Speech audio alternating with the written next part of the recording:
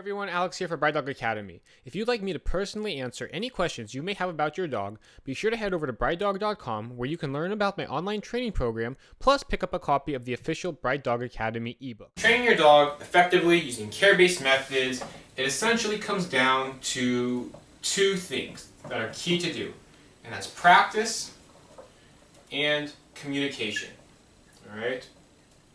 Communication. These are the two most important things to do with your dog. And if you don't have your head wrapped around these, you're never going to get anywhere. No type of tool or collar is going to be a replacement. No clicker is going to be a replacement. Even having myself come over and personally train your dog for 3 hours a week is not going to be a replacement. Training your dog is about, again, like I said in the first video, it's about the bond between you and your dog. Alright? And you're going to develop this using practice and communication, doing this the right way. The number one reason why dogs don't listen, it's not because they're trying to be the boss, it's not because they didn't hear you, they're not because they're stubborn, it's because either we haven't practiced enough and they genuinely just haven't had enough repetition to learn the command, or we're not communicating to them properly.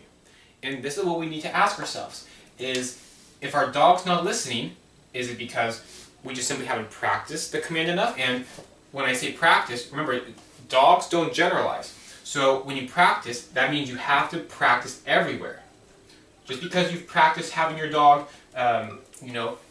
sit and down and stay in your dining room, it doesn't mean that you go out and now when you're at the dog park that he's going to do it the exact same way, because they don't generalize. So when our dog is not listening, we first ask, have we practiced enough in that situation? The other thing that's important is, how are we communicating to our dog? Does our dog actually know what we're saying, or what our hand signal is, or whatever the communication is? And practicing communication, it's very important. And the other big part of this is it comes down to consistency, right? Consistency. Because without consistency, again, this ties into practice and communication. Making sure that we're practicing and we're communicating and we're doing it on a regular basis. Here's an example of how powerful consistency can be, but in the wrong scenario. So think about dogs who bark at the mailman, okay? Every single day, the mailman comes to do his job. He comes up to the house and he, drops off the mail.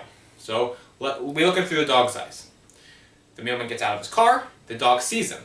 The mailman starts to walk up towards the house. What does the dog do? Bark, bark, bark, starts to bark. The mailman gets up to the house, dog's continuing to bark. The mailman puts the mail away, dog's continuing to bark. The mailman leaves, the dog continues to bark. Once the mailman is out of sight, the dog stops barking. Now, this happens every single day. Every single day, the dog gets practice barking at the mailman. And what the dog is learning is that when I bark, I make that guy go away, because the dog continues to bark until the mailman leaves. And when the mailman leaves and the dog stops barking, in the dog's mind he goes, hey, I did that. By me barking, I made that mailman leave. Even though we know the mailman just left because he's done with his job. And this is a form of consistency. And this is why a lot of dogs go crazy barking at delivery people or people passing by the house, because they get that reinforcement all the time. So if they can learn consistency to do something we don't like, we can do the same thing and be just as consistent to get our dogs to, to listen to us, and we can be consistent to train them to do things that we do like, all right? So what I want people to realize is when you're training your dog and you're trying to change behaviors, this is not something you need to spend hours doing, okay? This is not something that takes hours to do. You can break this down basically into, I like to do four sessions. I think doing 4 sessions is fairly realistic for most people in their daily routines. All right. Session 1 we can do, when we get up in the morning, before we feed the dog, before we go off to work, and all you're going to do is practice one command for 1 minute, practice another command for 1 minute, another command for a minute, another command for a minute, and another command for a minute. That's it. 5 minutes, alright? And you do that in the morning before you go off to work. Sit for a minute, down for a minute, leave it, stay, come for a minute. Excellent, right? That's the first part of the day. And then part 2 we can do when we come home from work. And again, we do the same thing. 5 minutes. We come home from work. And then later we're getting ready for dinner, and before we feed our dog dinner, again, same 5-minute routine, right? 5 minutes here. And we do it again here. And then before it's bedtime and we take the dog out, we do another 5 minutes. So we're getting 20 minutes of practice time by simply breaking those 5-minute practice sessions throughout the day. And that's a lot of that consistency is huge now. If we practice the same thing, we're practicing 1 minute for each command, sit for a minute, sit for a minute, sit for a minute, sit for a minute. Now we have 4 minutes a day of teaching our dog to sit. I mean, that's huge. Their dogs will pick up very quickly. And dogs like routines. So getting into a routine like this, your dog will learn quicker.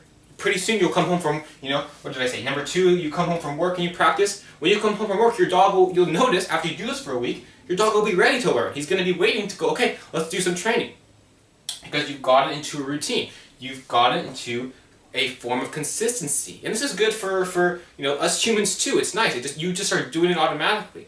It becomes part of the routine in the morning. You eat your breakfast, you take a shower, you get dressed, you brush your teeth, and before you go out to work, how difficult is it to set your alarm 5 minutes earlier? That's all it takes, 5 minutes. And now we practice 5 minutes before we go out to work. And in just these 5 minutes, that mental stimulation you're giving your dog is going to tire him out easily for maybe an hour, hour and a half, up to 2 hours. Because mental stimulation is just as important as actual physical exercise, all right? So this is it, 20 minutes a day, and you break it down into 4 5-minute sessions. And those are just examples, before work, after work, dinner, before dinner. That's what I would do for myself. But again, you look at your, kind of goes back to the past video, you pick the rules for your house, you try to find a schedule that works for you. And hey, if you can add in a 5th time to go for it, great. You can add a 6th, even better. But I would say at the absolute bare minimum, we need to have at least 3 sessions, all right? Bare minimum, 15 minutes a day. But we break it into 5 minutes, all right?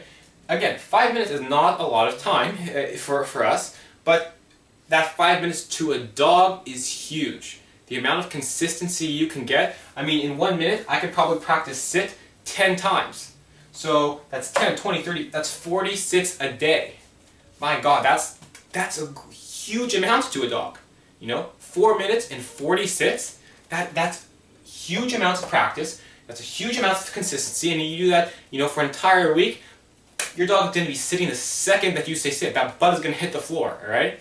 So this is the biggest takeaway, right? When it comes to training your dog, number 1, we need to identify what the underlying issue is. Whatever the underlying issue is, we address that specific behavior issue, okay? If we're trying to teach our dog something new, the only way our dog is going to learn is by practice and by making sure we're communicating to him the proper way. And that's a big thing.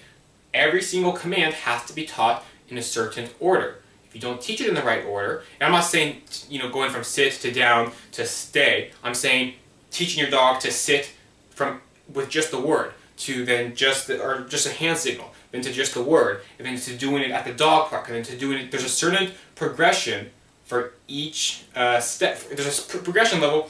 Each step is a different level, and you have to do it in the right order for each command. Otherwise, your dog is never going to learn, and that's where the communication comes into play. All right.